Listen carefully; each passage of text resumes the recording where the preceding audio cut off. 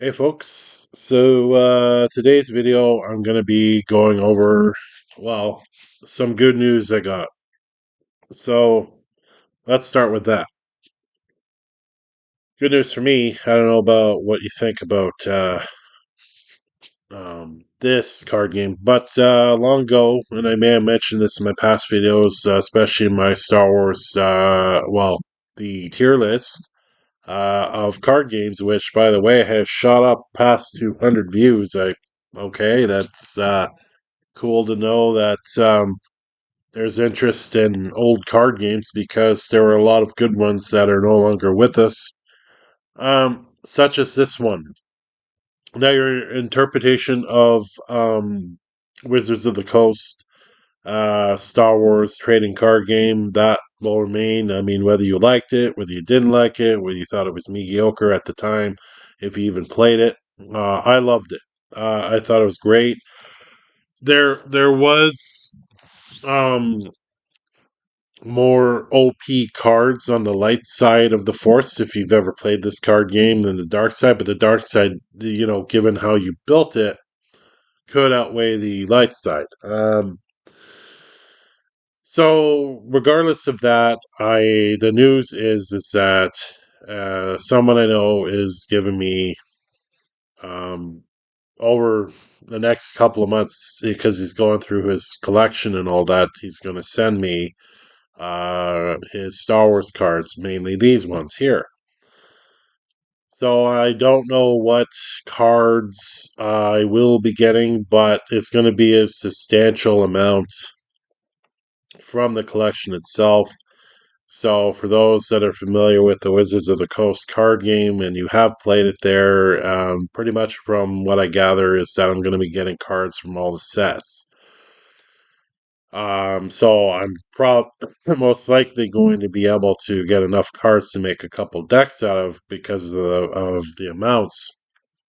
So there's going to be increments because this person's slowly kind of like collecting and sending me through the mail their collection there because it is a lot and they kind of have to organize it a bit and everything. So the difference here between this card game and the Star Wars Unlimited card game is the Star Wars Unlimited card game is more simplistic to play than the Wizards of the Coast card game. So, Star Wars Unlimited, you have basically, it's like basically magic, where you have your allies or creatures, right?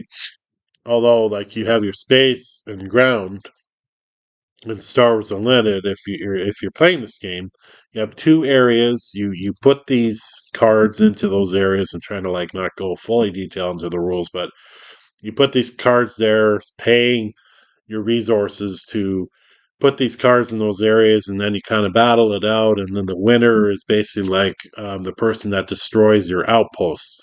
So your outpost is kind of like your health if you play Magic the Gathering, and that makes it very simplistic. Um, Having said that, and playing a couple of games there, I can see why this game is not generating a bigger audience than I think it should. I think it's because perhaps it's just got parts of it that feel like Magic. So why should I play it? If I play Magic, I'm playing Magic. If I play this, it's kind of the same thing.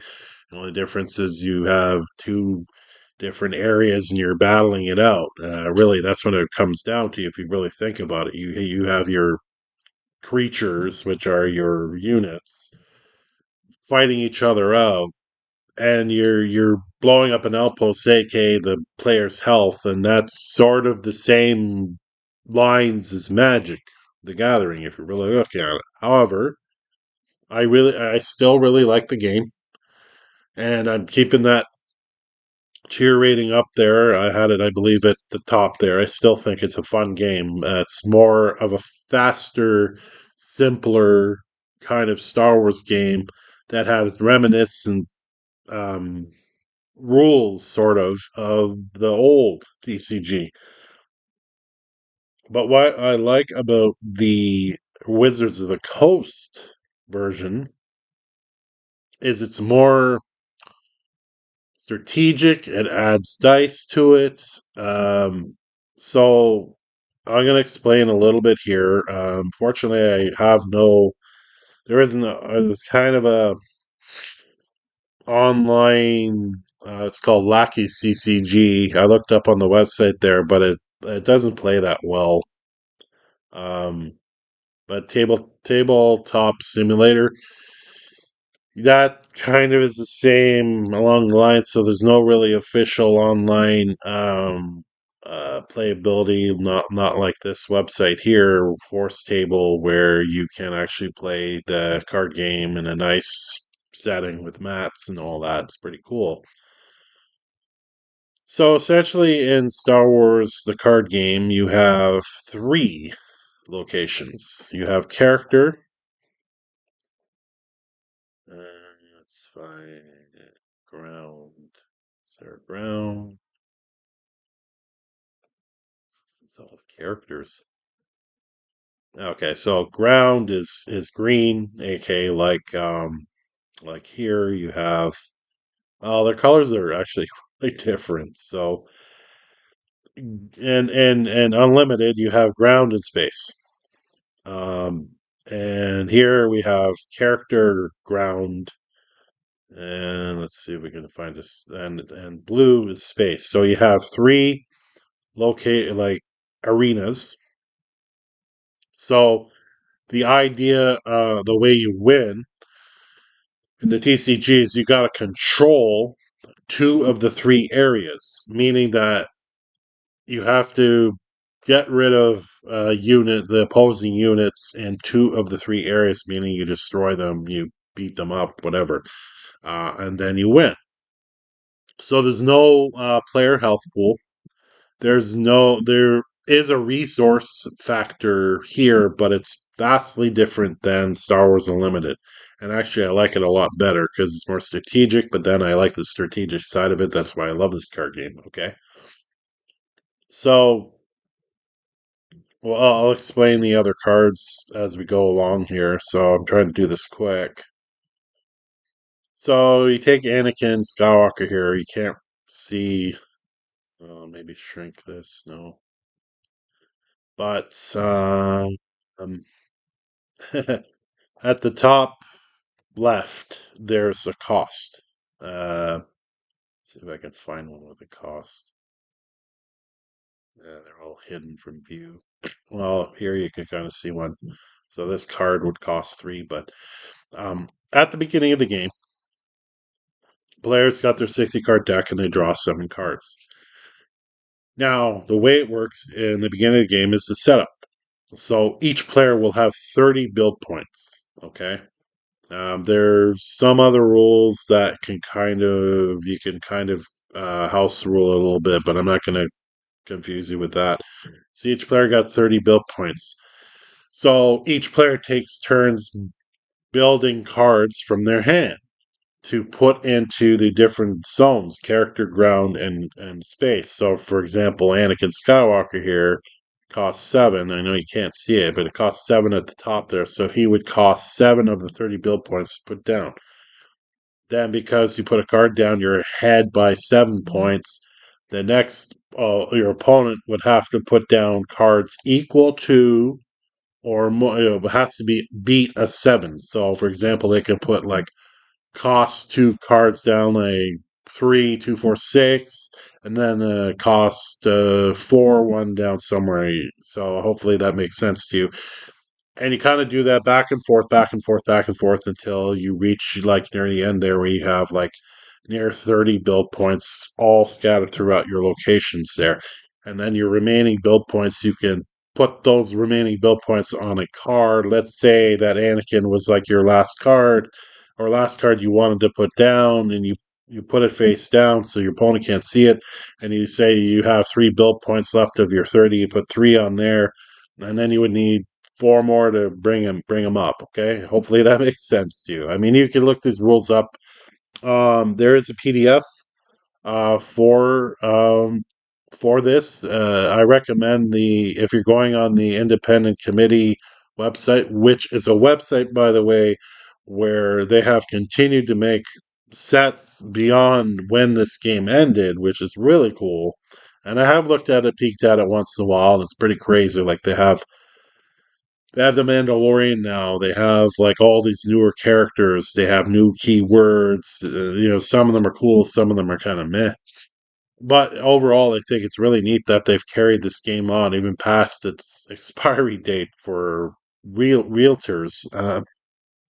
But the whole, yeah, like I mentioned, the whole point of winning is to destroy all units in 2 out of 3 areas to win and conquer your opponent. Okay, and then on top of like at the start of each turn, once the game starts going, the light side rolls 1d6 to see how many build points each player gets for that current round, and then there's a build step, so your cards that are face down, you can start building those. Um, I know it's maybe sound a little complicated, but once you start like playing it, this is called a mission card.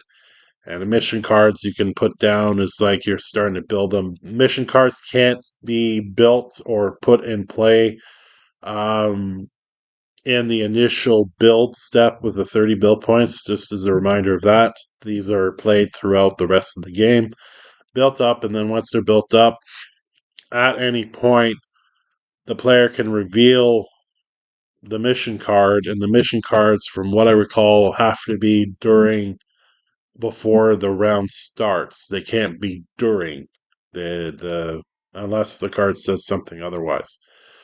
Um, Another mission. So battle cards. Think of them as like instants in Magic, where as long as you pay whatever the force is or whatever, you play it, and this is during the gameplay, so this can be at any point. It can be response to anything. And by the way, the force is so at the start of each round, each player gets 4 force, and you could use that for not only using to play battle cards, but some character cards, ground cards, and space cards have ways you use force to do different things like prevent damage and so on and so forth. I'm not going to get too much into detail there to drive your brain crazy, but like you can kind of see why I really like this game um, over uh, the Star Wars Unlimited game. Now, having said that, like I said, I still like the Star Wars Unlimited game. I think it's really cool. I think it's simplistic. I think it's fast. I really like the different types of deck. Um, like you've seen me play on the video, you see me have a bounty hunter deck. You see me like have like kind of a restore heal deck. You can have trooper deck. And what's cool is I really like how you can have like a hero along with your outposts and stuff. It kind of reminds me a little bit of Warcraft, the card game where you had a hero. Um, I mean, of course, there's elements from other card games that Star Wars Unlimited has taken, but it's fun. It is a fun game. It's really neat. Um, but yeah, me getting these cards, and again, I don't know what cards I'm going to be getting entirely. Like, I doubt I'm going to get the entire set or all, but it'd be awesome if I did, because there's some cards that I never actually owned. This is an example there. I just downloaded images from, I think it was the Attack of the Clones, the box set, and this is all the cards that are in that set. Um, like, I don't recall any that I did not have from that set. I think I only had one of these defense stations, but by the way, the final thing I'll say about the game there is each unit, ground, character, and space has what these are is S is speed. So it's not like, one player goes and then the other, well, kind of in Star Wars Unlimited, they go back and forth with it, which I think is a really cool mechanic. So this one, it goes by speed. So whatever unit you kind of go from. You go space first, you figure it out in that round, you go to ground, and then you figure that out, and then you go to character. But the way that players do things and everything and attack and whatnot while the round's going on is determined by the speed. So the higher the speed, the that for unit goes first. So for example, your opponent has a 50 speed unit and space to start things off, and your space unit has 40. So they're going to have their unit go first and attack you and all that stuff. And then if your unit survives, then you go. There's like a retreat step and all this kind of stuff. But again, I don't want to like overload your brain. Check out the PDF for this game to kind of figure things out. Like, but I will say that like trying to get these cards, you'll have to go on the independent committee website and print them out because to get them physically, you could try eBay, but you're not going to be paying less for that. In fact, there's very expensive. They're very expensive to buy. They're around. Most of them, from what I see, are in the States because I have looked peeked in every now and then about it. They used to sell the boxes sealed. I don't know how legit that is on eBay, but they look okay, I guess, from these like hobby stores. But they no longer have that anymore because I guess the hobby store closed down in the States. I can't remember what the hell the name was. Um, well, you can hunt for that. You can hunt on maybe the Facebook marketplace for these if you want to try and get like physical copies, but like going to be very hard to get like those rares that are good and uncommons. You'll find commons and uncommons more than the rares, but I see that there's people that sell singles of rares and stuff. Of course, they charge a lot for them, but if you're going for the physical cards themselves, good luck in your search. They are out there, but they're going to cost you. But the cheapest way is to print them out from the in fact, let's go to the site right now. No, it's not that. Star Wars. I'll try that here. So, Independence Wikipedia. No, it wasn't that one. Where the hell was it? It was. Oh, come on.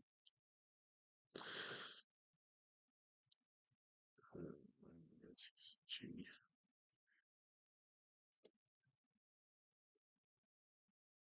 Wizards website. It's unlimited. Oh, it's here. So, um, Independent Development Committee. Okay. Um,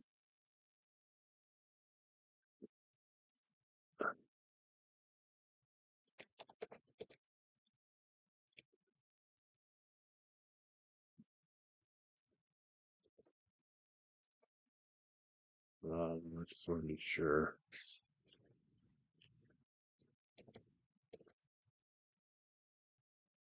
That, yeah, this is the one. So here you have expansion lists. They have like new, like I think there's like 30 new ones they have since they started. They have actually a cool one I saw. Like look at like a Halloween set. Like you see these gnarly cards that do different things. It's awesome, man. Um, as I, go through the cards that I will be getting, I'll probably look at like going through all the sets and it's gonna take a long time because I want to check out like, I want a Mando um, deck as well.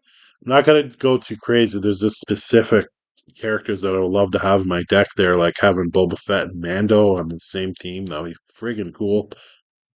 Well, yeah, that's great. Um, for that. So, well, Star Wars Unlimited, I will continue to play and see how this game progresses. I hope it goes far. And it just needs support. That's really the bottom line here going into next year, and whether they keep going with the sets there, because there's been a couple of Final Fantasy flight games that they've come out that have cool concepts but have died quick.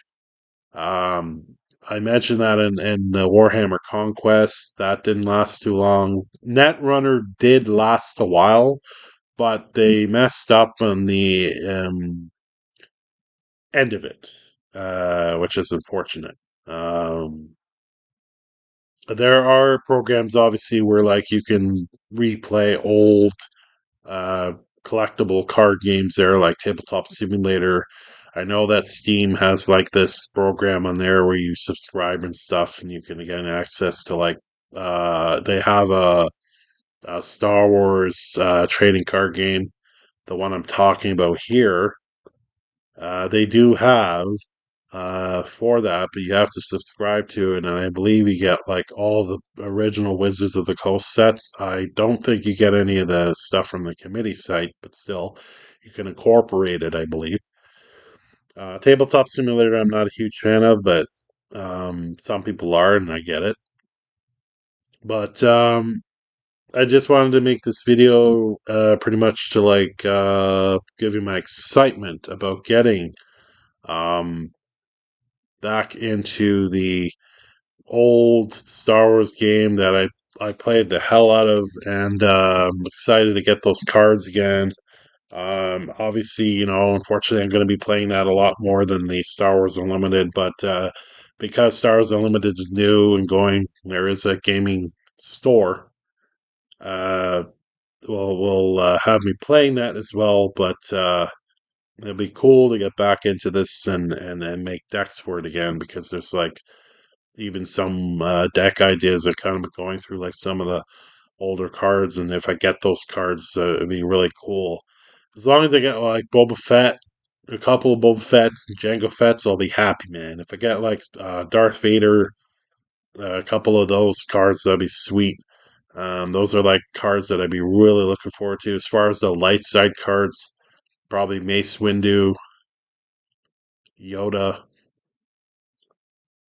I hope I get the Death Star on the dark side.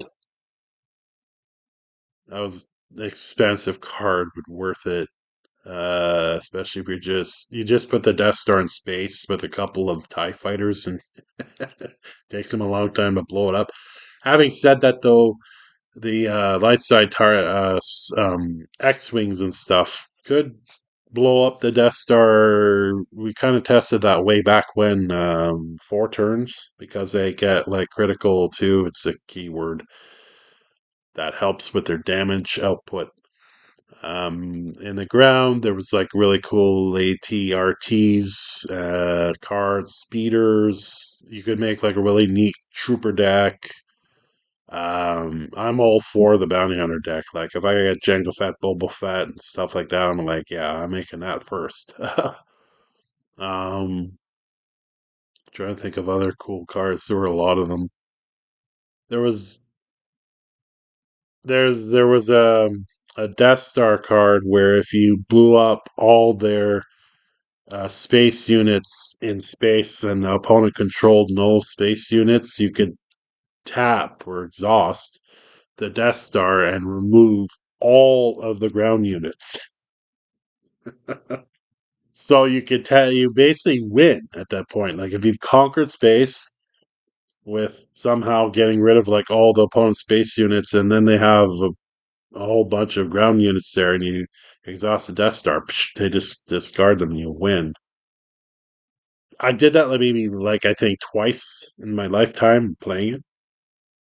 But all right, well, pretty excited. I know I'm showing Jar Jar Binks, one of the most hated characters. There we go. There's a better picture for you. But I'm happy that I'm getting these cards back, and it's going to be fun making decks for it again. And this time, I'm going to make sure that I save these damn cards because I had that damn collection long ago, and I think I mentioned this prior to in one of my videos. I think it was my tier list card game, but I had traded in my Magic the Gathering cards, and in those binders was my collection of this Star Wars card game, which I did not realize until later, and I lost the entire collection. It was so heartbreaking, man, because I had like all those good cards. But not this time. This time I actually have a box that I'm gonna put all of these in, and then I'm gonna have sleeves for my decks. And I already plan to like go and get like decent sleeves, not cheap sleeves for this. I know it's a dead card game, but this was one of the card games that was dear to my heart because I met friends through it. It was one of the card games that I really got into before Warcraft came out. And I really played like those kind of card games as opposed to Magic the Gathering, and eventually got out of Magic the Gathering. And I at that time I think I was still playing Warcraft at the time, and then that's when my card game idea came up around that. Yeah, I was during that period where for 11 years, yeah. So I had created my own card game, which I may show you at some point. Um, it was made for fun. It wasn't made for anything else but social gaming because it involved copywritten characters from the superhero genre. So, I had no plans on, you know, making anything off of it. It was just made for fun. But yeah. Anyway, that's the video. We'll see you later.